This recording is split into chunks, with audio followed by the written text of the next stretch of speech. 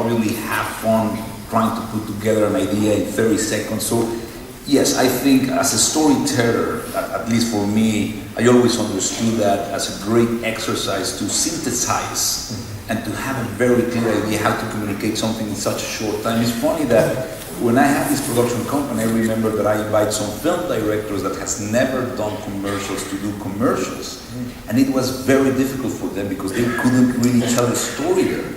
And learning in Berkeley, when you have to tell something and communicate something in 30 seconds, in a way, every second counts. So as a storytelling for me, every eye line of the actor, everything, I'm a control freak, I think, based on that I knew that every second is super important. And so in a way, for me, I really, really appreciate that possibility. And the fact that I was so free to write those things without, sometimes we were just doing Father's Day or Christmas Day, so I didn't have a product to sell. So I was more like selling emotional kind of thing for many, many years. So that was an amazing advantage for me. And I think that it's possible to learn a lot from audio editing, the whole deal. So, I mean, in 1 minute can contain a whole universe of what the movie is. Like a short film, like really you can synthesize the world like a drop of water contain the whole ocean. Absolutely. It's the same thing. So anyway, understanding the nature of that drop, it was important for me. And I was always very conscious. I remember when I was about to start my first feature film, Amores Perros, I remember all the films that I liked in that time. I remember that I was shooting commercials with the technique that I was about to shoot my films. And so the clients were like, hey, it looks very grainy. It's like handheld too much. I met a lot.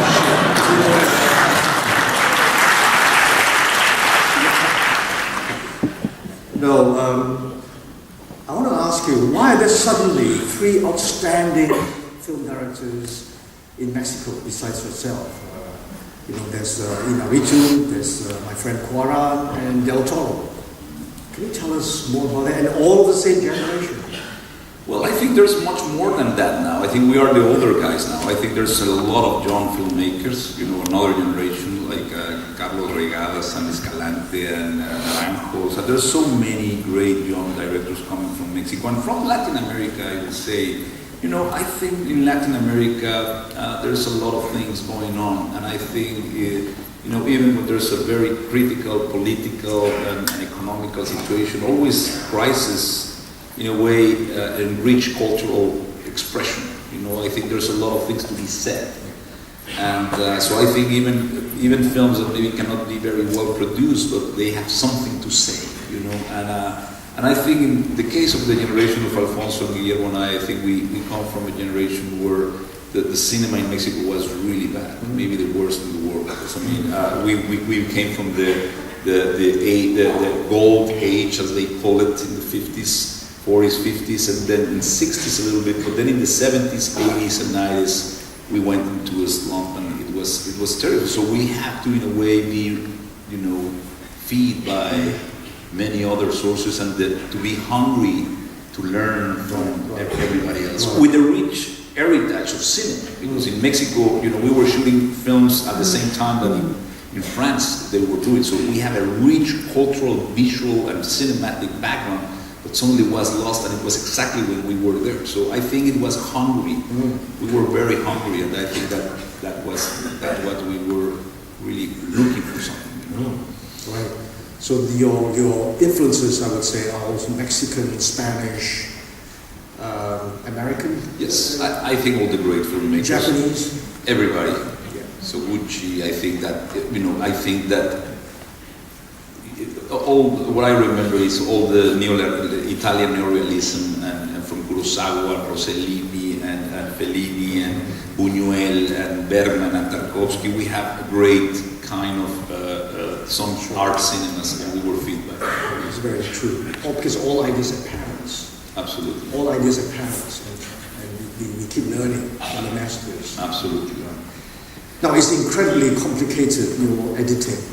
Just one take, very courageous, very brave, and it's hard to do. I mean, why did you forego the convention of editing? Well, I start with a very heavy editing-driven kind of style in Amores Perros, and very structural stories that convey. I did 3 films like that, exploring different narratives and structures. And then little by little I decided to begin to be more simple, so I did Beautiful, which was about just one man and one single story. And then I was challenged to say, I want to tell just one. There's a novel that is called El Túnel de Ernesto Saba, who's an Argentinian amazing novelist, and it's basically a stream of consciousness, no dots, no commas. So suddenly I was fascinated by the way to narrative something without any pause, anything. It's just like this is like a verbal diarrhea. You're like, wow. And so I want something to explore like that, and I challenge myself to say, if I'm in the mind of this character, I want people to really go into, and the way we walk up in the morning is that we just wake up and we have our eyes, and we are all the time in this dolly all our lives. There's no cuts. It's the way that look at things. That's why we use imagination, that's why we use fiction, because it's an illusion that we can break time, that we can break space. Without art, without fiction, without books, without music, we will get crazy, because we are just in a very real-time, boring, steady cam as Bergman. That's our life. So anyway, I thought, what about if I do that? And I was very excited about it. And in Revenant the same. I thought how you can experience those battles without the classic. For me, sometimes like the grammatical visual language becomes part of what I want to really feed the substance. I think they are completely integrated. Once I found what is exactly the grammar of what I want to say, or vice versa, those two things are completely very solid. You know what I mean? There's no one without the other one. Right.